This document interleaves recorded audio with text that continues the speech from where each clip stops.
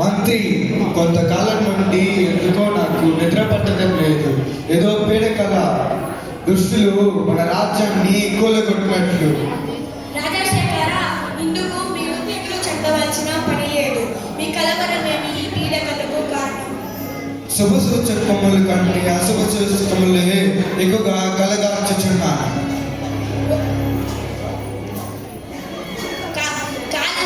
రాజాకాలము కలిసి వచ్చేచెను, అంతము మనకు అన్ని సక్రమంగానే జరిగిపోను. అయినా మరచితిని, బెత్లెహేములో రారాజు దర్శనం చేసి వస్తా అని వెళ్ళిన ముగ్గురు జ్ఞానులు ఇంకా తిరిగి రాలేదు. ఎందులకు? వారు ఇంకా బాలరాజును దుర్గమును కనుగొనిరో లేదో దర్శనాంతరము యెరూషలేముకు వచ్చును. వారు తూర్పు దేశపు జ్ఞానులు గనుక తూర్పు దేశపు యెరూషలేముకు కానీ మార్గముందు గనుక తప్పక మనలను దర్శించుటకు నా గట్టి నమ్మకం. లేదు మంత్రి, లేదు. నా నమ్మకం ఆ ముగ్గురు జ్ఞానులు దారి తప్పి వేరే దిశగా పోయినట్టు ఉన్నారు. అందులకు నాకు ఒక ఉపాయం తోచింది ప్రభు.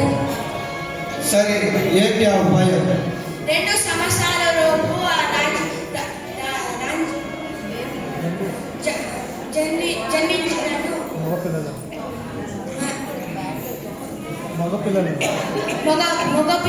మగ శిశువులను మగ వయసు జన్మించినడు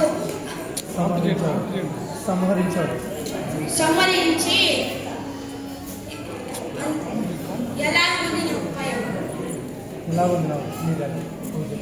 శబాష్ మంత్రి, శబాష్. అద్భుతంగా ఉంది నీ ఉపాయం. నీకేపోయే ఆభరణము రేటి నుంచి రెట్టింప చేస్తున్నాను. ఇంకెక్కడి బాలరాజు, ఇంకెక్కడి యూదా సైన్యము.